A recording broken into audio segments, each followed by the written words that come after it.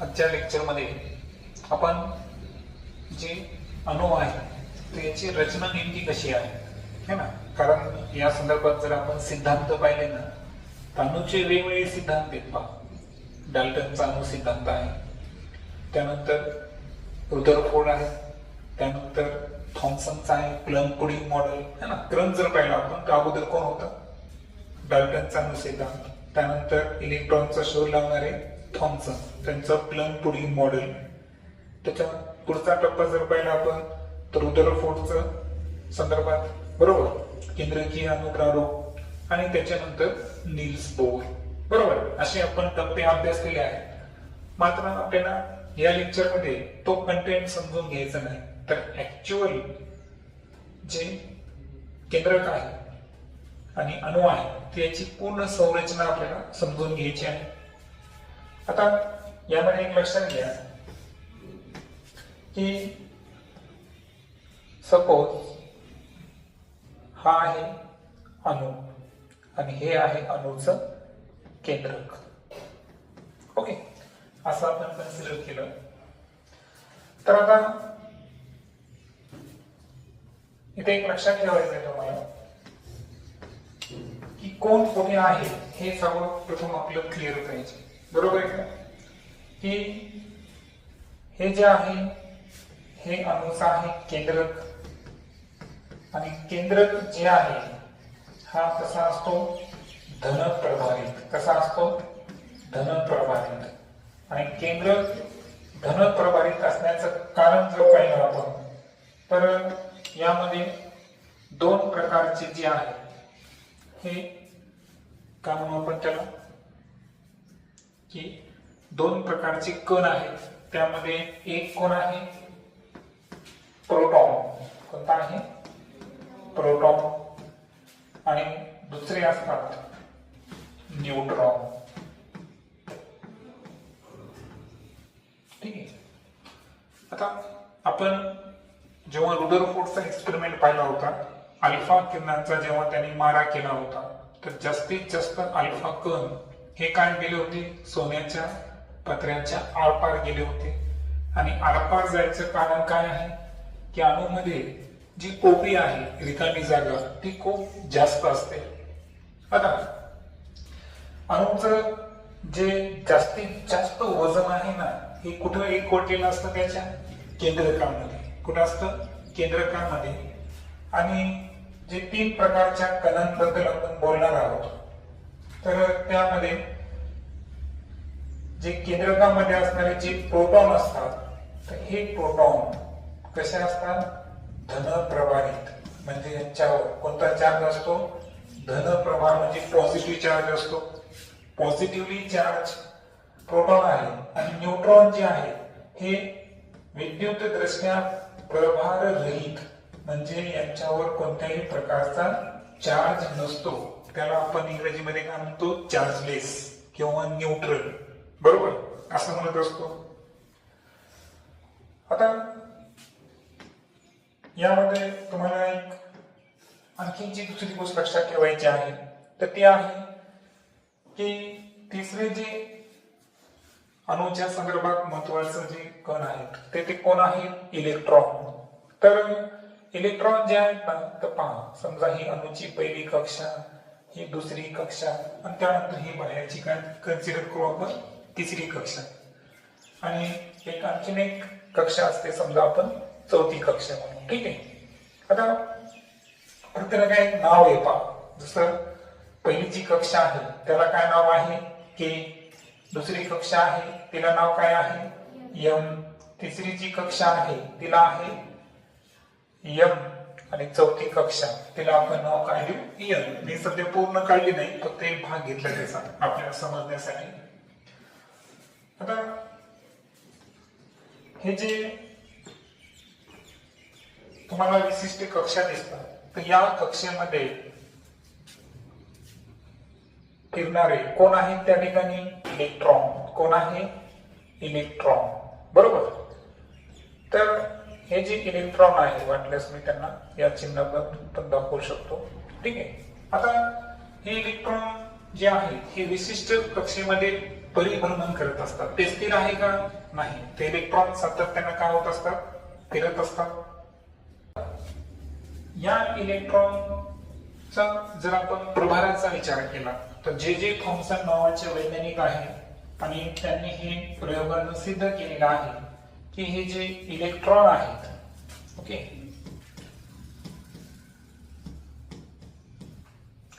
तर या इलेक्ट्रॉन ज्याला आपण ई सिम्बॉलनं, प्रोटॉनला कोणत्या सिम्बॉलनं? पी आणि न्यूट्रॉनला एन. तर ह्या इलेक्ट्रॉनवर कोणता प्रभार असतो? ऋण प्रभार असतो. कोणता प्रभार असतो?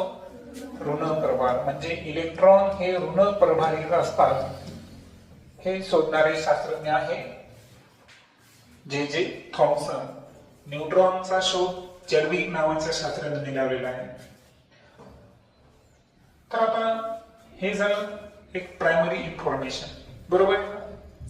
मग आता एक लक्षात ठेवायचंय की कोणत्याही मूलद्रव्याचा अणू हा विद्युत दृष्ट्या जो प्रभार रहित असतो, बरोबर आहे का, न्यूट्रल असतो. तर याचं कारण जर पाहिलं आपण तर ते कारण काय आहे? कारण इलेक्ट्रॉनची जेवढी संख्या आहे तेवढीच संख्या त्याच्यामध्ये कोणाची असते? प्रोटॉनची असते. ओके.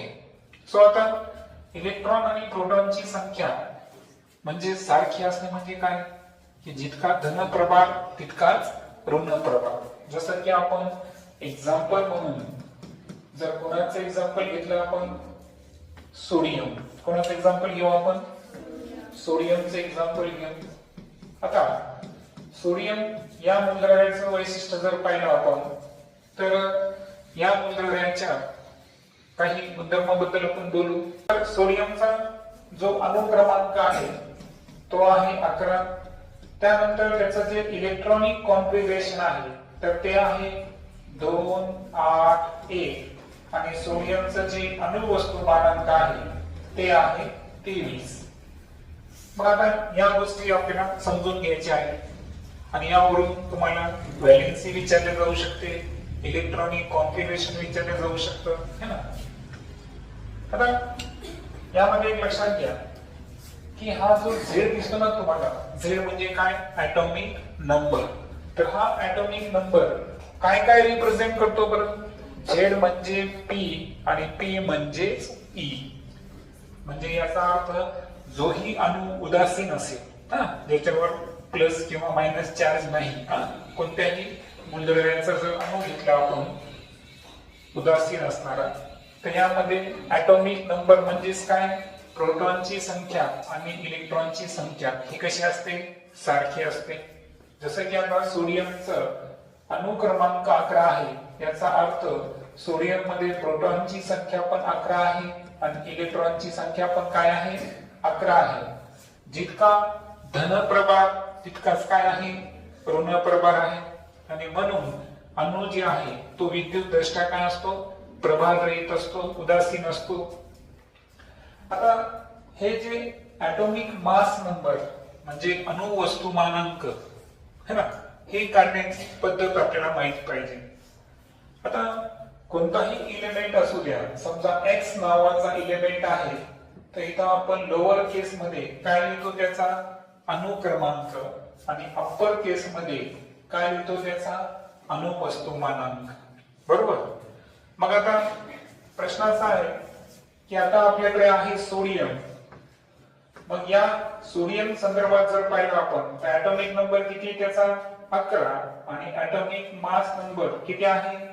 23. मग यावरून आपल्याला आता न्यूट्रॉनची संख्या शोधायची आहे. प्रोटॉनची संख्या तर समजलं तुम्हाला. प्रोटॉनची संख्या म्हणजे काय? जितका अणु क्रमांक म्हणजे झेडची संख्या म्हणजे पी आणि इलेक्ट्रॉनची संख्या, प्रोटॉन आणि इलेक्ट्रॉनची संख्या हे तिन्ही काय असतात? सारखी असतात.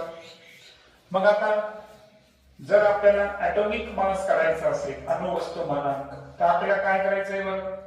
की ए मधून नंबर ऑफ न्यूट्रॉन करायचे मला. तर न्यूट्रॉनच्या संख्येला मी एन कन्सिडर करतो. काय कन्सिडर करतो? Capital N. कारण स्मॉल एन आपण कशाला कन्सिडर केलेला आहे? न्यूट्रॉनला कन्सिडर केलेला आहे. म्हणून आता एन काय घेऊ आपण? की आपल्याला शोधायची आहे न्यूट्रॉनची संख्या.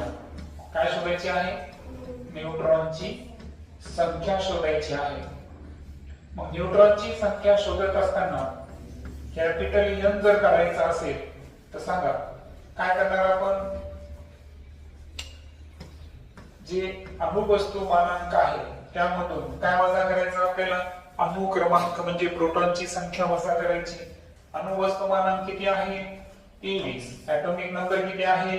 11. 23 मधून 11 वजा केले तर किती आन्सर आलं? 12. म्हणजे याचा अर्थ सोडियम मध्ये न्यूट्रॉनची संख्या किती आहे? 12 आहे. ठीक आहे. पुन्हा तुम्ही कन्फ्युज होतात त्याच्यापेक्षा मी काय करतो इथं स्मॉल एनच घेतो. ठीक आहे. म्हणजे न्यूट्रॉन साठी आपण काय वापरलं? एन. आणि एन ची संख्या काढायची असेल तर ए मधून झेड काय करायचंय तुम्हाला? मायनस करायचं आहे. 23 मधून 11 वजा केले किती आले? 12. ओके. तर आता हे दोन गोष्टी तुम्हाला कळल्या. कोणत्या कोणत्या? अणु क्रमांक आणि अणुवस्तुमानांक. अणु क्रमांक काय आहे बरं? दोन गोष्टी आहेत. अणु क्रमांक म्हणजे केंद्रकामध्ये असणाऱ्या प्रोटॉनची संख्या किंवा विशिष्ट कक्षेमध्ये फिरत असलेल्या इलेक्ट्रॉनची संख्या, याला काय म्हणायचं? अणु क्रमांक. अणुवस्तुमानांक काय आहे? अणूच्या केंद्रकामध्ये असणाऱ्या प्रोटॉन आणि न्यूट्रॉनची काय आहे ती बेरीज. प्रोटॉन आणि न्यूट्रॉनच्या बेरीजला सुद्धा आपण काय म्हणतो? अणु वस्तुमानांक. ज्याला आपण कशाने कन्सिडर करायचं? झेडने कन्सिडर करायचं. आता हे पाहिल्यानंतर प्रत्येक इलेक्ट्रॉनची कक्षेमध्ये इलेक्ट्रॉन सामावून घेण्याची क्षमता आपल्याला माहित पाहिजे. त्यासाठी मी तुम्हाला या अगोदर एक फॉर्म्युला शिकला होता. आणि कोणता शिकवला होता तो? 2n². काय शिकवला होता? 2n². n म्हणजे काय? कक्षा किती क्रमांकाची आहे? पहा, पहिल्या कक्षाचे क्रमांक 1 आहे. 1 चा वर्ग 1. 1 ला 2 ने गुणा, उत्तर किती येईल? 2. दुसऱ्या कक्षेमध्ये 2 चा वर्ग 4. 4 दुनी 8. तिसऱ्या कक्षेमध्ये तसंच 18.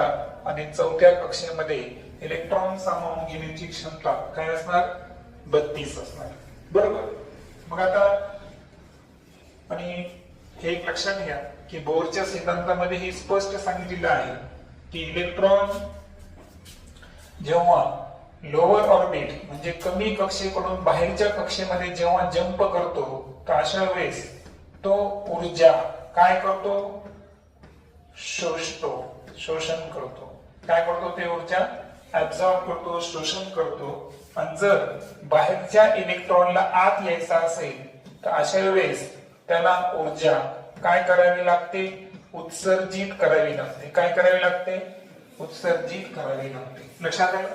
समजा के कक्षेमधला इलेक्ट्रॉन आहे, त्याला एल कक्षेमध्ये यायचा असेल तर या दोघांच्या कक्षेमध्ये ऊर्जेचा एक फरक असतो. काय असतो?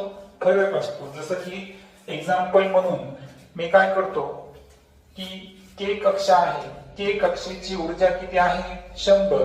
आणि एल कक्षेची ऊर्जा किती आहे? 150. असं आपण कन्सिडर करू. मग के कक्षेतला इलेक्ट्रॉनला जर एल कक्षेत यायचा असेल तर त्याला किती ऊर्जेचं शोषण करावं लागेल बरं? 50. बरोबर आहे का? म्हणजे या दोघांचा फरक. म्हणजे त्यानं जर 50 शोषला तर 100 च्या ऐवजी त्याची ऊर्जा किती असेल? 150 असेल. आणि जर एल मधून एल मध्ये जायचं असेल, के मधून एल मध्ये येताना त्यानं 50 शोषली म्हणजे +50 करू आपण. आणि जर एल मधल्या इलेक्ट्रॉनला टी मध्ये जायचं असेल अशा वेळेस काय करावं लागेल? -50. म्हणजे 50 ऊर्जा त्याला काय करावं लागेल? उत्सर्जित करावी लागेल. काय करावं लागेल? उत्सर्जित करावी लागेल. म्हणजे याचा अर्थ एका कक्षेमध्ये असणाऱ्या सर्व इलेक्ट्रॉनची ऊर्जा कशी असते? सारखी असते. बरोबर आहे का? तर हा एक नियम इथे लक्षात ठेवायचा. आता यानंतर अणूच्या संदर्भात आणखी जे महत्वाचे प्रश्न आहे तर ते आहे संयोजन आणि संयोजन इलेक्ट्रॉन. संयोजन इलेक्ट्रॉन. तर या दोघांतला फरक आपण लक्षात घेणं फार आवश्यक आहे. आता एखादा इलेमेंट घेतला मी, जसं की आपण रेफरन्स साठी सोडियम घेतला होता, तर सोडियमचं इलेक्ट्रॉनिक कॉन्फिगरेशन काय घेतलं आपण? 281. सॉरी 281. आणि त्यानंतर आणखी 2 इलेमेंट घेऊ आपण. एक घेऊ मॅग्नेशियमच्या ऐवजी आपण ॲल्युमिनियम घेऊ, ज्याचा ॲटॉमिक नंबर आहे 13. त्याचं इलेक्ट्रॉनिक कॉन्फिगरेशन काय आहे 2 8 3. आणि क्लोरीन घेऊ 2 8 7. आता यांच्या आपल्याला संयोजन आणि संयोजक इलेक्ट्रॉन हे काढता आलं पाहिजे. आता संयोजक इलेक्ट्रॉन म्हणजे काय, बाह्यतम कक्षेमध्ये असणाऱ्या इलेक्ट्रॉनची संख्या. हे तर फार सोपं आहे. इथं बाहेरच्या कक्षेमध्ये किती इलेक्ट्रॉन आहे 1. ॲल्युमिनियम संदर्भात किती आहे 3. क्लोरीन संदर्भात किती आहे 7. बरोबर, इथे काही अडचण नाही. मात्र अडचण आहे संयोजक संदर्भात.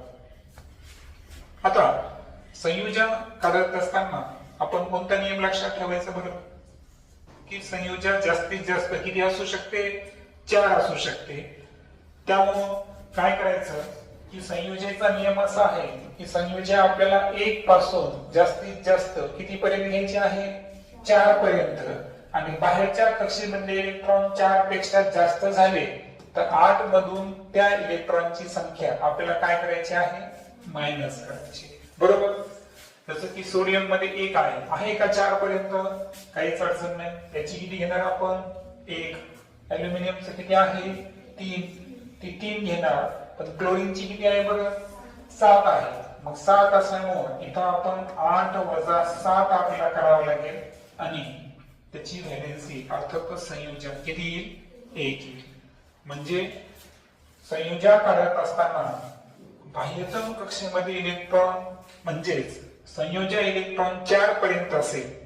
बरोबर, तर संयोजक इलेक्ट्रॉन 4 पर्यंत असेल तर संयोजक इलेक्ट्रॉन आणि संयोजक ही दोन्ही कशा असतात सारखी. बरोबर आहे. पण संयोजक इलेक्ट्रॉनची संख्या 5 6 7 किंवा 8 असेल तर अशा वेळेस संयोजक जी आहे ती 8 मधून आपल्याला काय करायची आहे वजा करायची आहे. एक्झाम्पल जर आपण ऍडिशनल घेतलं तर पहा, ऑक्सिजन आणि हेलियम आणि त्यानंतर निऑन यांची आपण तुलना करू. पहा आता यांच्यामध्ये ऑक्सिजनचा ॲटॉमिक नंबर किती आहे 8.